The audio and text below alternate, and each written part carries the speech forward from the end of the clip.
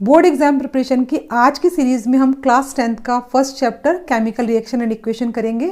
इस चैप्टर को हम बहुत ही अच्छे से पूरा रिवाइज करेंगे। सभी बच्चों को ध्यान से चैप्टर सुनना है।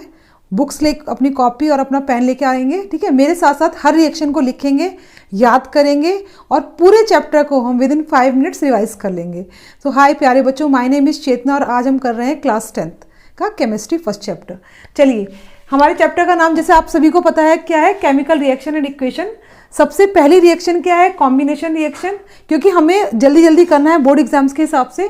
तो फर्स्ट इज आपका कॉम्बिनेशन रिएक्शन। कॉम्बिनेशन मीन्स जोड़ना, जैसे नाम से पता चल रहा है कॉम्बिनेशन मतलब जुड़ना। कॉम्बिनेशन रिएक्शन का हम एग्जांपल लेंगे तो अगर हमने मैग्नीशियम की ऑक्सीजन से रिएक्शन करी और बन गया आपका मैग्नीशियम ऑक्साइड, तो this is also combination reaction. One more example, calcium oxide plus water form calcium hydroxide. इसका आप कॉमन नेम बताएंगे, कौन सा लाइम है, this is also lime and this is also lime, तो आप इनका नाम बताएंगे। तो these are the combination reaction means when one और more elements or compounds combine together and form a new compound, that is called the combination reaction. फिर decomposition means opposite of combination reaction, when a big molecule or when a compound break down into a small component, this is called the decomposition reaction. तो decomposition reaction हमें decomposition reaction is very important for your board exams because it comes I think किसी ना किसी form में हर साल आती है।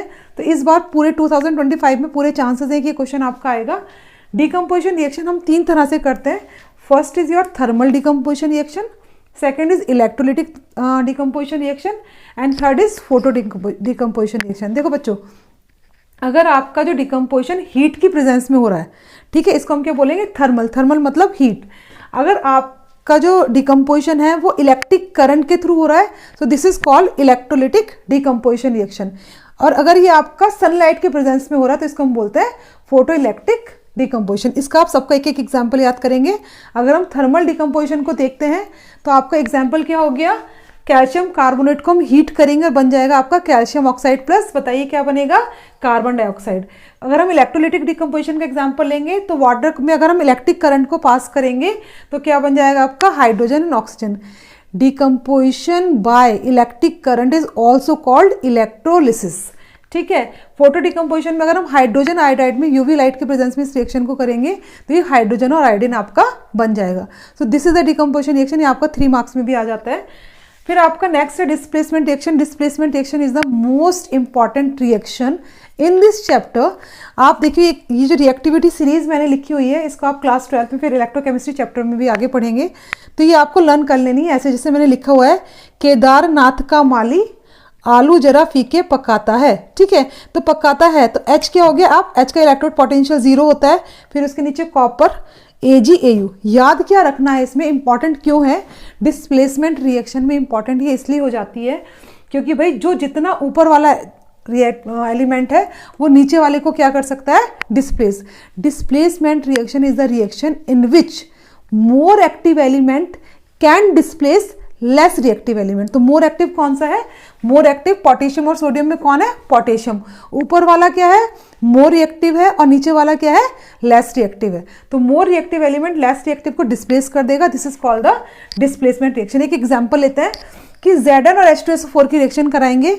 इसमें Zn क्या कर रहा है, किसको रिप्लेस कर रहा है, हाइड्रोजन को या SO4 को, हाइड्रोजन को रिप्लेस कर रहा है और क्या बना रहा है, ZnSO4। Zn ने हाइड्रोजन को रिप्लेस करा और क्या बन गया आपका, ZnSO4 प्लस हाइड्रोजन। सभी बच्चे मुझे कमेंट्स में एक आंसर का देंगे कि अगर यहाँ पे ZnSO4 की जगह कॉपर होता, Cu प्लस H2SO4 बनता तो क्या कंपाउंड बनता, और ये रिएक्शन फिजिबल थी या नहीं थी, इसका एग्जाम्पल आप मुझे कमेंट्स में देंगे। नेक्स्ट है आपका double displacement reaction. Double displacement reaction means exchange of ions, ठीक है।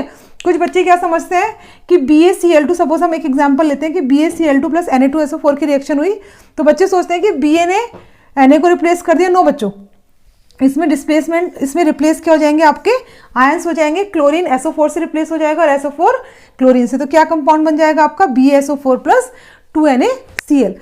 डबल डिस्प्लेस मतलब डबल डिस्प्लेसमेंट हो गया, 2 आयंस का आपस में एक्सचेंज हो गया, तो ये हो गया आपका double displacement reaction.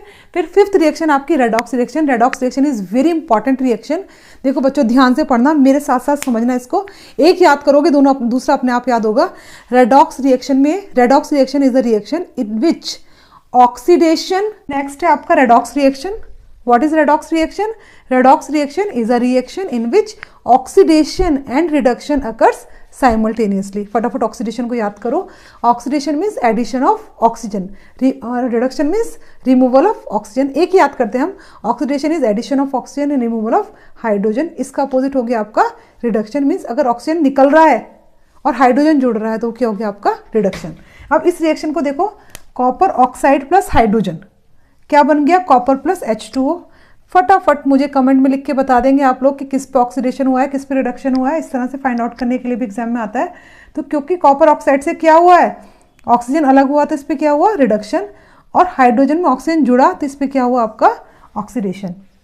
Redox reaction में हम 2 रिएक्शंस पढ़ते हैं। फिर इसमें नेक्स्ट पढ़ते हैं corrosion. So what is corrosion? Corrosion is the rusting of iron, means when iron comes in contact of oxygen and moisture. So this is also what oxidation. तो क्या बन जाता है आपका? रस्ट लग जाता है आयरन पे, तो this is also kind of oxidation reaction.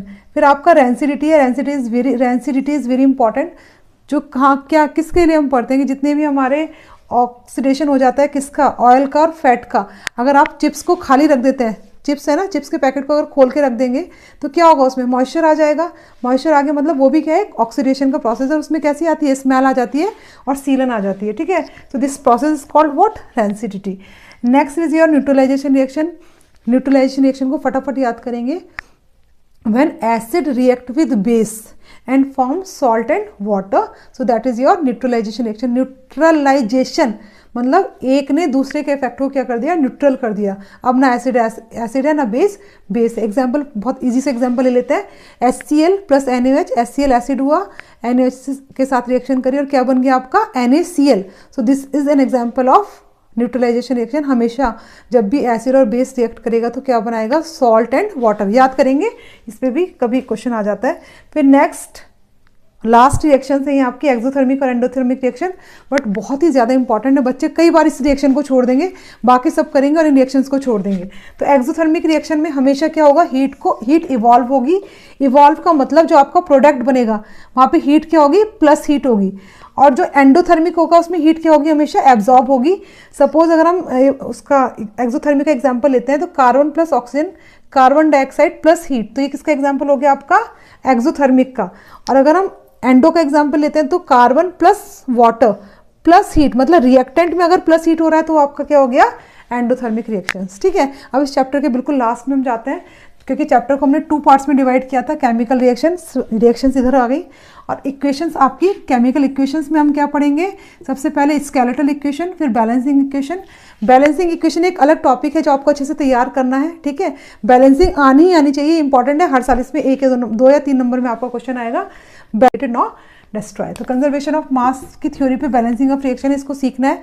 अगर नहीं आता है तो कमेंट में लिखिएगा कि मैम बैलेंसिंग ऑफ इक्वेशन को आप इजी तरीके से समझा दीजिए, तो ये समझा देंगे। केमिकल इक्वेशन की डेफिनेशन भी याद कर लेना कि representation of chemical reaction with the help of symbol और formula, that is called the chemical equation.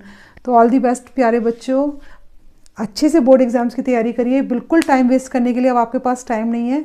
कोई भी सब्जेक्ट पढ़ेंगे, केमिस्ट्री, फिजिक्स, बायोलॉजी, हमेशा कॉपी और पेन के साथ पढ़ेंगे, बार बार रिवाइज करेंगे। So all the best, bye, take care.